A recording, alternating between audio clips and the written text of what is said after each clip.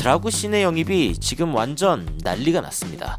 토트넘에 올 것인가 안 올 것인가 이야기가 굉장히 많은데요. 결론부터 이야기하자면은 드라구신은 토트넘에 올 확률이 높습니다. 그 이유가 무엇인지 바로 들어가 보시죠. 일단 토트넘과 맨유에 다가오는 리그전에 다행인 소식이 하나 있습니다. 희소식인데 미키 반더벤이 일단은 돌아온다라는 이야기가 나오고 있죠.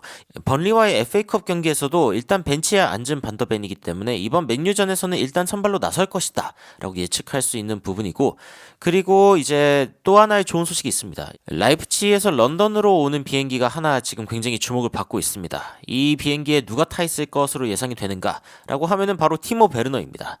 티모 베르너는 이미 지금 런던으로 가 있지 않을까라고 예상이 되고 있는데, 일단 완전히적 옵션도 뭐 그렇게 비싼 편이 아닙니다. 1,700만 유로 정도로 굉장히 싼 편이고, 그리고 토트넘이 완전 영입을 할지 말지는 이번 시즌 말에 결정을 하면 되기 때문에 토트넘 입장에서는 굉장히 남는 장사를 하고 있다라고 이야기를 할 수 있는 부분입니다.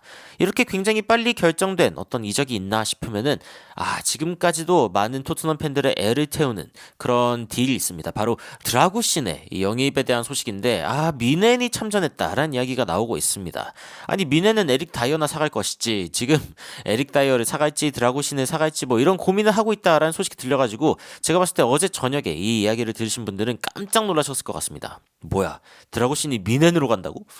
막 이런 이야기를 하셨을 수도 있는데, 그때 당시에 어떤 기사가 나왔냐라고 하면은 미넨이 지금 토트넘의 라두 드라구신 딜을 하이잭, 그러니까 가로채려고 하고 있다라고 이야기가 나오고 있었습니다. 미넨이 원래는 다이어에 관심이 있다라고 이야기를 하다가 토트넘이 드라구신에 관심이 있다라는 소식이 계속 들려오니까 드라구신이 누구길래 하면서 제가 봤을 때는 한번 봤을 것 같아요.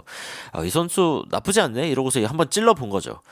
토트넘은 일단은 2,100만 파운드 그리고 2,500만 파운드 사이에서의 어떤 금액 조율을 하고 있던 것으로 알려졌는데, 뭐 유로로는 2,500만 유로, 3,000만 유로 뭐 이 정도 사이에서 이제 어떤 딜을 하고 있었죠. 그런데 갑자기 바이에른 뮌헨이 제노아와의 어떤 협상을 시작했다라는 이야기가 나오면서 갑자기 토트넘 팬들이 불안해진 겁니다.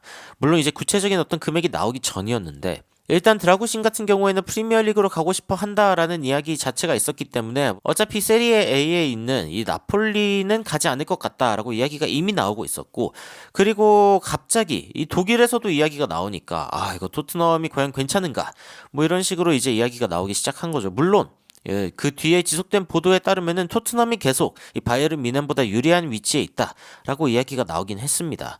그런데 만약에 드라구신이 뮌헨으로 가게 된다라고 하면은 다이어가 케인을 만날 확률은 적어진다. 뭐 당연한 거죠. 다이어까지 영입할 필요는 없을 테니까. 케인이 정말 바라던 친구의 영입이 무산될 수 있다. 이런 이야기가 이제 스탠다드지에서도 나왔고, 그리고 다이어가 일단 바이에른이랑 개인적으로는 뭔가 합의를 했는데, 근데 클럽 간의 어떤 합의, 그리고 특히 이제 바이에른 뮌헨의 그린라이트, 이 초록불이 켜져야 다이어가 갈 수 있는데, 뮌헨이 일단 다양한 옵션들을 지금 좀 탐구해보고 있다라고 이야기가 나오고 있습니다. 그래가지고 이거 큰일 났다라는 생각이 들었는데, 그런데 이후에 나온 어떤 보도들을 보면은 거의 뭐 바이에른 뮌헨이 가져갈 것 같다라는 이야기도 있었습니다. 드라구신이 바이에른 뮌헨이랑 굉장히 가까워졌다라고 이야기가 나오면서 내일 당장, 그러니까 이 바이에른 뮌헨이 내일이라도 이 드라구신을 데려갈 수 있다라는 이야기가 나온 거죠. 토트넘과 굉장히 가까운 것 같았는데 지난 48시간 동안 많은 것이 바뀌었다라고 이야기를 했거든요. 이 사람은 사실 드라구신이 토트넘으로 갈 수 있다라는 이야기를 굉장히 일찍 꺼낸 기자 중 한 명이기 때문에 이거 큰일 났다라는 이야기가 나오기도 했지만, 문제는 이 사람이 드라구신이랑 같은 로마니아 출신의 기자라는 겁니다. 그러니까 어떻게 보면 약간의 언론 플레이가 있을 수 있는 거고, 토트넘보다는 뮌헨으로 가는 게 낫지라는 느낌으로 이제 낸 기사일 수도 있는 거죠. 그래가지고 사실은 이 기사들을 봤을 때 바로 여러분들께 전해드리지 않은 게 공신력이 좀 의심이 가서였는데, 그 뒤에 나온 소식들이 또 흥미롭습니다. 이 플래텐베르그가 뭐라고 이야기했냐면은, 일단 바이에른 뮌헨이 라두 드라구신에 대해서 아직은 관심이 있는 게 맞는 것 같은데 여전히 토트넘이 leading the race, 그러니까 아직은 선두에 있다라고 이야기가 나오고 있고, 나폴리도 여전히 계속 이야기를 하고 있다 라고 이야기가 나오고 있습니다. 토트넘과 제노아 같은 경우에는 일단은 합의에 굉장히 가까운 상황이다라고 이야기가 나오고 있기 때문에 일단은 토트넘으로 갈 확률이 높다라고 다시 이야기가 나왔고요.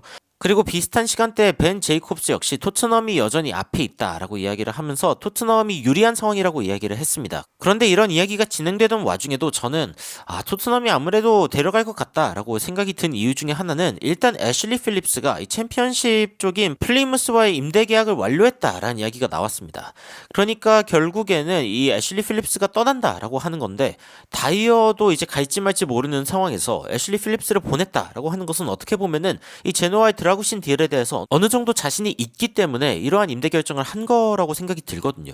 그렇기 때문에 이 부분도 굉장히 인상적이었고, 그리고 토트넘 팬들도 애슐리 필립스가 떠난다는 것에 대한 반응이 일단은 내가 생각했던 어떤 이적 소식은 아닌데 그래도 행복하다. 그가 좀 뛸 수 있는 시간을 가졌으면 좋겠다라는 이야기와 함께 어쩌면은 새로운 선수가 들어오는 게 굉장히 좀 가까웠다는 신호 아니냐, 이런 식으로 이야기가 나왔거든요. 왜냐면은 맨유와의 경기에서 다이어랑 도링턴을 벤치에 놓고서 뛸 수는 없는 상황이기 때문에 누군가라도 데려와야 되지 않겠냐라고 이야기가 나왔고, 그래가지고 이제 36분 전에 굉장히 따끈따끈한 소식이죠. 바이에른 뮌헨이 라두 드라구신을 이제는 버렸다. Definitely abandoned.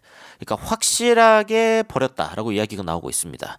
뮌헨 같은 경우에는 지금 드라구신에게 요구하는 제노아가 지금 요구하고 있는 금액이 너무 높다라고 이야기를 하고 있는 거고, 토트넘도 괜히 3천만 유로를 깎으려고 하는 게 아닙니다. 토트넘 입장에서도 완벽하게 검증되지 않은 선수일 뿐더러 잠재력을 보고 사가는 선수인데, 그리고 어린 선수인데 너무 높다라고 지금 지속적으로 이야기를 하고 있는 거죠. 그래가지고 일단 토트넘이 다시 한번 선두를 지키고 있다라는 이야기가 나오고 있습니다. 이런 이야기가 나오면서 일단 기본적으로 반응은 다이어가 결국에는 미넨으로 갈 것 같다. 도대체 무슨 일이 일어나고 있는 것이냐. 다양한 이야기가 나오고 있는데, 라두 드라구신은 결국에는 토트넘으로 올 것 같습니다. 최근에 나오고 있는 보도들을 봐도 일단은 토트넘이 드라구신과 굉장히 좋은 관계를 형성해 놓은 것도 맞는 것 같고, 그리고 제노아랑 토트넘의 어떤 의견 격차가 줄어들고 있는 상황이기도 하기 때문에 다른 팀들이 갑자기 와가지고 낚아채 가기에는 약간 무리가 있는 것 같다라고 보이고, 그리고 제노아에서 뛰고 있는 드라구신을 토트넘이 왜 원하는가에 대해서 이제 제가 직접적으로 전해드린 적이 없는 것 같기는 한데, 이 드라구신이 뛰고 있는 제노아 같은 경우에는 사실상 점유율을 많이 내주고 역습의 축구를 하는 스타일입니다. 그래가지고 이제 팀이 지배하고 있는 범위도 굉장히 적죠. 하지만 토트넘 같은 경우에는 완벽하게 좀 전체적인 경기를 지배하면서 플레이하려는 스타일이기 때문에 스타일이 좀 다르지 않냐, 이런 식의 이야기가 좀 나오고 있습니다. 그런데 이제 드라구신에게 주목할 만한 부분 중 하나는 공을 끌고 앞으로 가는 능력입니다. 이걸 이제 프로그레시브 캐리라고 부르는데, 이 공을 들고서 앞으로 전진하는 능력을 이야기하죠. 이 라두 드라구신 같은 경우에는 이번 시즌에 굉장히 공을 앞으로 잘 옮기는 선수고 벌써 208번의 프로그레시브 캐리를 기록했다라고 이제 이야기가 나오고 있습니다. 결국에는 토트넘이 굉장히 전진성이 강한 팀이기 때문에 드라구신이 공을 몰고 앞으로 나아갈 수 있는 이 능력, 이것에 주목하고 있는 것으로 보이고, 그리고 두 번째로는 오른쪽 왼쪽을 둘 다 뛸 수 있는 선수입니다. 일단은 왼쪽에 자주 뛰고 있는 선수이기는 하지만 토트넘이 어쨌건 반더벤이나 로메로, 이 두 선수가 전부 다 지금 약간 불안한 상황이거든요. 로메로는 카드 이슈가 항상 있고, 그리고 이번에는 부상 이슈도 터졌고, 그리고 이번에 반더벤 같은 경우에도 부상 이슈가 터진 상황이기 때문에 이 근육 부상 같은 경우에는 언제 재발해도 이상하지 않다라고 이야기를 많이 하죠. 그렇기 때문에 일단 두 자리를 다 채울 수 있는 센터백이다. 그리고 로테이션을 돌릴 때 어떤 포지션으로 돌려도 무리가 없다라는 점에서는 이 드라구신이라는 선수가 굉장히 가치가 있습니다. 그렇기 때문에 extremely versatile, 굉장히 다재다능한 그런 선수다라고 이야기를 할 수 있고, 반더벤과 로메로를 모두 대체할 수 있는 것, 이 부분이 일단 주목을 받고 있다라고 할 수 있겠습니다. 토트넘이 10경기 연속 무패를 기록하면서 리그 1위를 기록하던 때, 그때는 사실은 이제 두 센터백이 모두 주전 센터백들이 모두 있을 때인데, 그 뒤로 굉장히 힘든 시간을 겪다가 토트넘이 이 선수들 없이도 살아남는 방법을 배우고, 그리고 최근에는 성적 반등을 하고 있죠. 지금 1월에는 또 부상에서 돌아온 선수들도 굉장히 많고, 그리고 로메로 같은 경우에는 2월에 돌아오기 때문에 이런 선수들이 모두 복귀하고, 그리고 손흥민 선수까지 복귀하는 2월에는 확실하게 토트넘이 고점을 찍을 수 있는 그런 상황이 올 수 있습니다. 근데 단 한 가지 전제는 역시 드라구신이 온다라는 전제죠. 이 수비수 영입까지 만약에 토트넘이 성공한다면 굉장히 흥미로운 하반기를 보낼 수 있을 것이라고 예상이 되고, 그리고 손흥민 선수 역시 공격적인 작업에 훨씬 더 집중할 수 있는 그런 행복한 상황이 올 것이라고 기대하고 있습니다. 여러분들은 토트넘의 하반기 그리고 드라구신의 영입에 대해서 어떻게 생각하고 계신지 댓글로 의견 남겨주시면 더욱 흥미롭고 그리고 신뢰할 수 있는 외신 소식으로 찾아뵙도록 하겠습니다. 이상 놀라운 논란 미스터 논란이었습니다. 시청해주셔서 감사합니다.